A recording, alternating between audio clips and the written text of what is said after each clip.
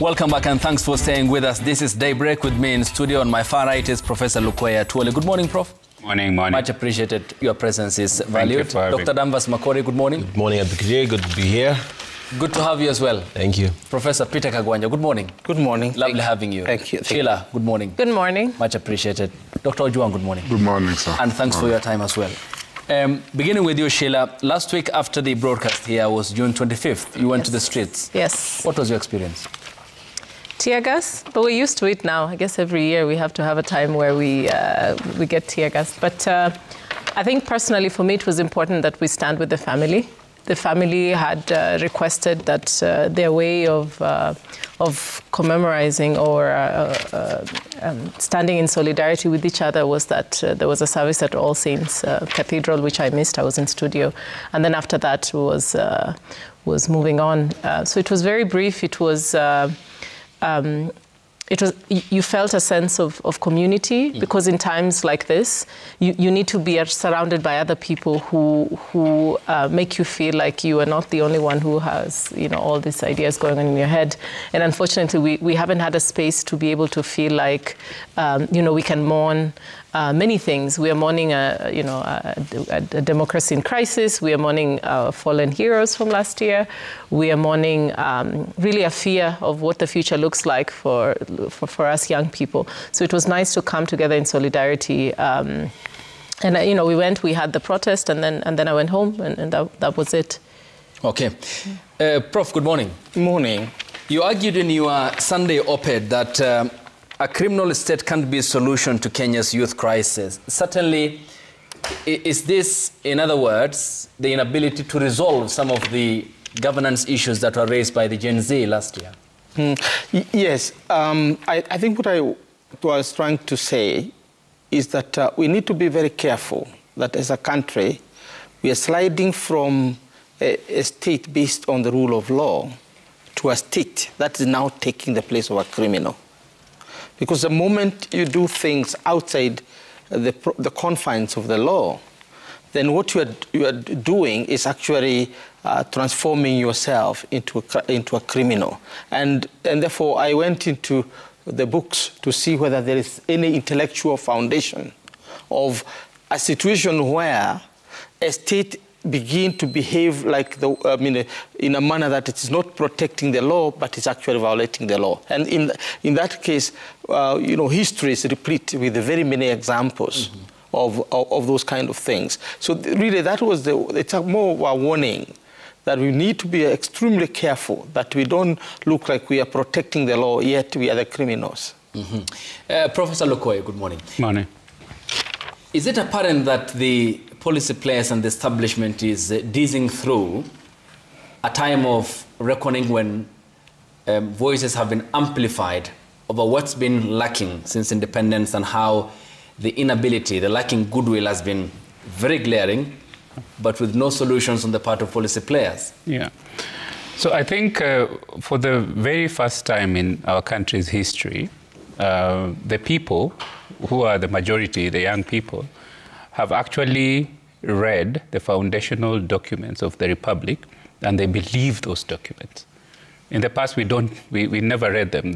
Other people used to read those documents for us. But people have read the Constitution, and they believe in the letter of the Constitution, what's written in it. And so young people are saying, if you're in power, do the right thing, follow the law. And when you don't, they're protesting.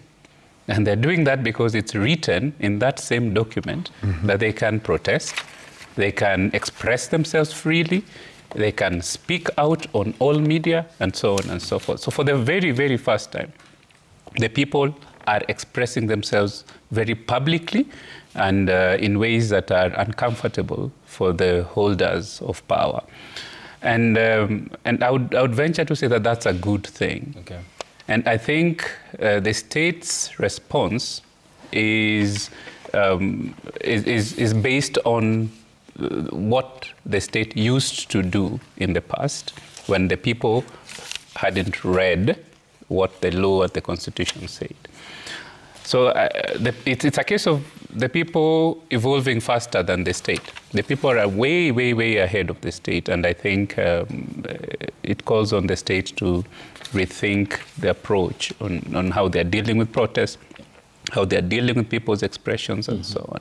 There are so many things that need to be done, but at the core of it is a call by the young people to be listened to, and for those that wield power and those that control public resources to just do the right thing. This is what I hear when I engage the young people, when I see people protesting, when I read what people are writing, is that if you're wielding power on behalf of the people, just do the right thing. And this is something that I think is not being listened to, and is something that I think is not being followed in the current protest. And Dr. Duncan, is this generational shift a result of, one, the free primary education that Kibaki had initiated, and then two, in part also the empowerment that was instilled in the blood of these young Kenyans, courtesy of Katiba 2010? Yeah, probably that the generation is much more informed, as we are seeing, and better enlightened, and with better the Constitution that goes so far to define, extend the liberty. And so that is an aspect. Maybe it's a mixed bag, because there are others who will articulate serious governance issues. There are others who, from what I saw on TikTok, might be borderline simply suicidal. There are others who, for them, it's party time. And there are others, few, who are goons.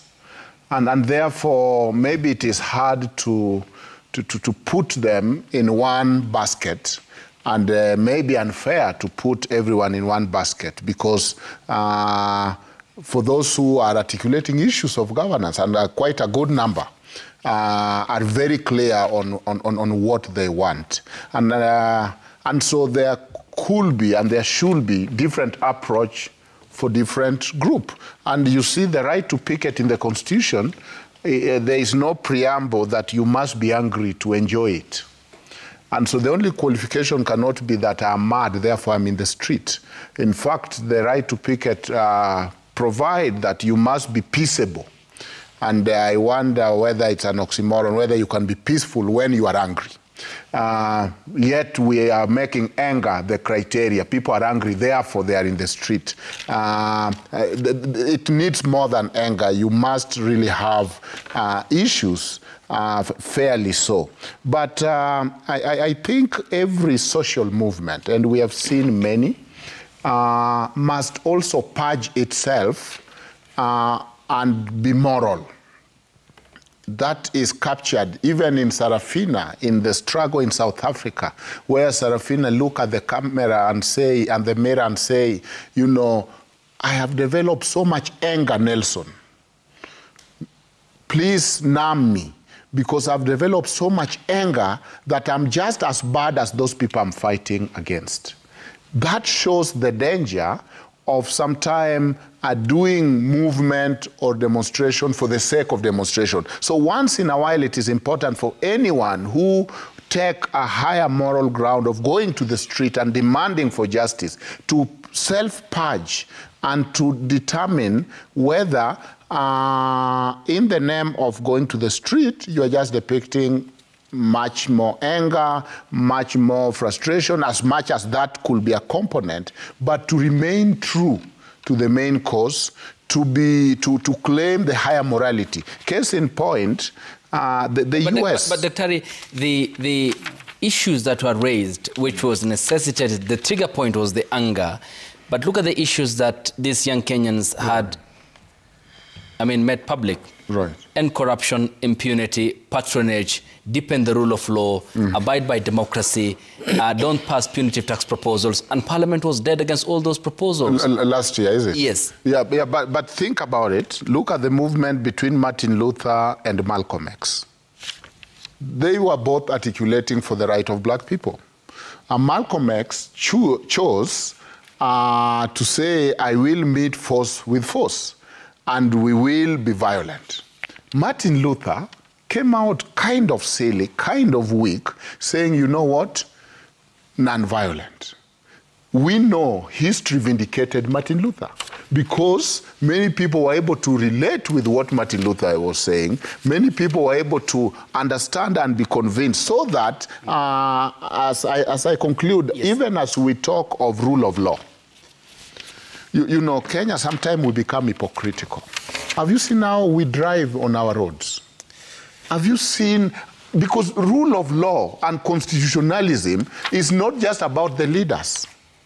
It has to cut across. There's the horizontal and the vertical. Do we behave? Do those people in the street, and a number of them, not all of them, do they behave according to rule of law? Okay, and the value systems that you point out, I'll come to you, Prof. I know you have a response, and Sheila as well as Prof. Daktari, is it concerning that from where you sit at the NCIC, and of course as an intellectual, the concern that democracy in Kenya is hanging by a thread if, for example, you go by the argument made by Professor Kagwanja that a criminal state cannot tackle the governance issues that were raised by the youth? Thanks, Brigadier. You know, that's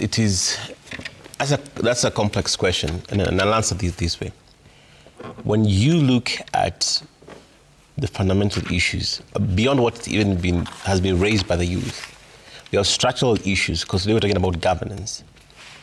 And if you understand the history of our country, I'm afraid that when we look back at this moment, we'll talk about the symptoms, the protests, the violence, the looting, and we seem never to address structural issues that are within as a psyche, as a nation, as a people, in terms of governance, in terms of just policies of our long time.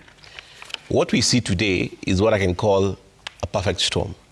Okay? It's a perfect storm, and regardless of the administration, whether it was this administration or another administration, will have the same issues. The youth will just be doing exactly what they're doing today, because it's a convergence of many, and a confluence of many things that have come together. And the response sometimes, of course, is we can say somebody's not apt. So I know where the prof is coming, and in principle, yes, he does up, because as a state officer, one of the things that you are sought to is to protect the state. And the state has to act within, as it says, the confines of law.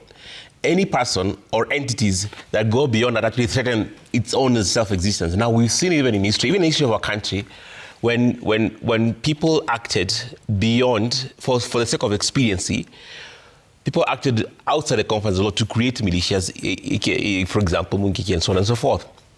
What happened? It undermined the very state, security of the state as a nation. Yeah. So I wouldn't say our democracy is hanging by a thread per se. This is part of democracy. This is part of the back and forth, the engagement that we have, the protests and the counter-protests. Well, not really counter-protests, but the interventions that have come up, the response that has come up, and this discussion back and the pushback, so to speak, of people saying we need our space and the response. It is part of the process. I know there's a clip that came the other day, a video that talked about our stability as a nation, the history of our country. But I think we've been in bigger crisis to an extent, and we still went through as a nation. For us, as a country, is to have these conversations and a sobriety and call the truth, even when it's really difficult to speak the truth, because we really have to have that to save the soul of our country. Yes, Prof, you had a point. I'll come to you. No, I get a little worried when we look at protests and then depict them as necessarily violent. Because protest is not violence.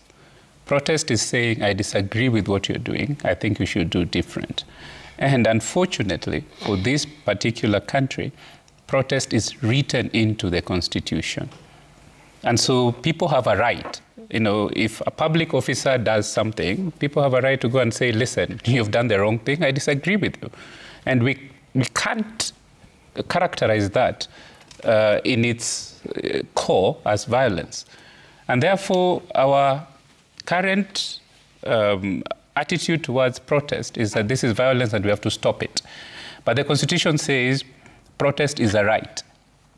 and any person sitting in public office must be ready to contend with protest.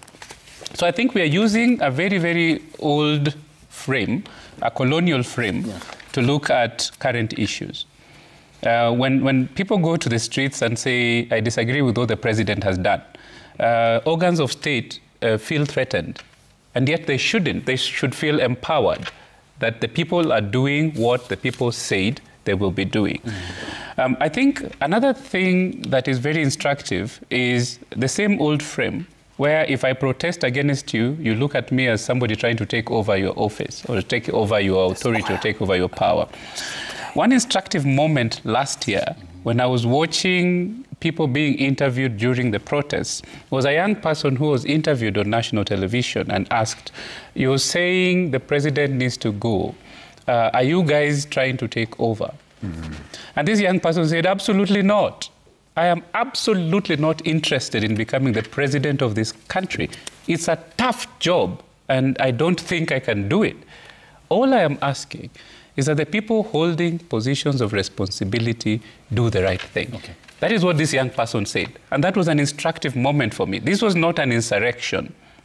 This was a protest against people doing the wrong thing when given authority, when given public resources, when given power. And the moment we stop and listen to that voice, I think everything will be fine. Because we will not feel compelled to take guns and projectiles against people who are protesting. We will instead go out there and listen to them and say, what are you saying? What am I doing wrong? What do I need to change in order for you to thrive and to be okay? Yeah, and Sheila, are you concerned? For example, Esther Passari says in the bill there will be 100,000 fine if found guilty, 3 months in jail if found guilty in taking part in demonstrations outside demarcated areas, 100 meters from State House, Parliament and the judiciary. A similar attempt by Geoffrey Ruku, now a CS, failed at the National Assembly. Is this an attempt of a clawback by the political class to determine what we see, how we protest, how we do it? There's an interesting study that was done by the African School of Economics on crisis and democratic institution. And I think the case studies were from South Africa, Burkina Faso, and other African countries. And this study clearly showed that when you respond during governance crisis or during political crisis by limiting democratic rights, it has long-term negative consequences, whether it's with the economy, whether it's with the psychology of the population, et cetera, et cetera. What you see is, again, a tone deafness by these kinds of responses. How I wish that there was a balance. There was a balance between these tough responses that she's talking about with addressing the issues of the why. You cannot jump into further protecting yourself away from, more crisis by not addressing the fundamental issues that led to the crisis themselves. I look at this as good leadership usually looks at a crisis and takes this as an opportunity. You look at a crisis and you say, hey, this is an opportunity, whether it's in a business. If you have a business and you see, okay, COVID-19 hit, all of a sudden you start selling masks, which is something maybe you didn't do before. You look at it as an opportunity. But if you don't address the why and you're quickly going into trying to protect yourself, keep yourself 100 meters away from several protected areas without addressing the real issues about why this is going on, then it's a complete waste of time. And I was listening to Prof here before. I'm a student of political science, and I did political science actually in the US, and we did a lot of studies between Malcolm X and Martin Luther King. And my position has always remained, you have to be careful about who writes the narrative. I will always write the narrative that makes the most amount of sense. I'm a big student of Malcolm X. I studied a lot about what he did and what he needed to do to get the job done. I've also studied a lot about Martin Luther King, and we've always asked the question, why do we highlight Martin Luther King? We have Martin Luther King Day and things like that. And you can see even in the US today, they're slowly coming back to start appreciating Malcolm X, because when you have a crisis, there is no way to dictate to the population how you want them to respond to that crisis, other than you facing the crisis when you are in leadership. When you are in leadership, you lead. and you expect that there could be a crisis, and you ask yourself, you open the book and you say, crisis management and leadership, what do I do at this time?